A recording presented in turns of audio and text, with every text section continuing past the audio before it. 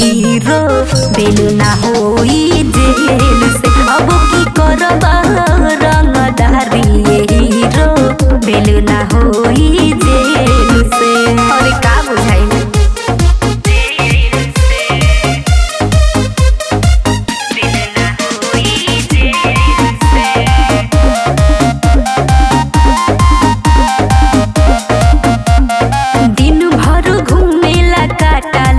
सरेआम हो। ऑर्डर पे हमदा मर्डर होई खुलेआम हो। इतना पावर हर सगरो हमरे चलाना बा। दिन भर घूमेला काटा लेके सरेआम हो।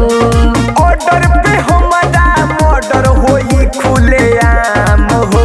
जन का तोहे फायदा होला झूठा भूखे झमेलू से।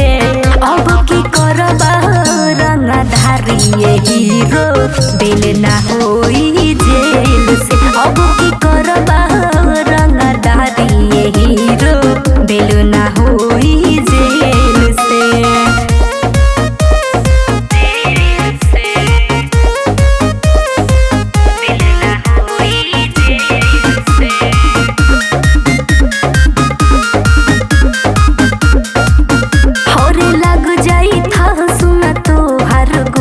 देहाती हो आँख जे उठाई तो चीर दे हमू कर छाती हो।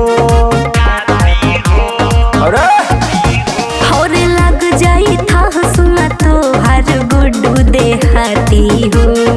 आँख जे उठाई तो चीर दे हमू कर छाती हो। राज यादव हाथ धोवे परी मोहब्बत के मेलू से।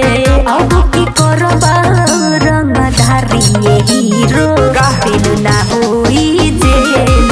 अब की करबा रंगधारी हीरो बेलू ना होई जेल से। हरे ढंग से रहा ना तो रेला जाइबा।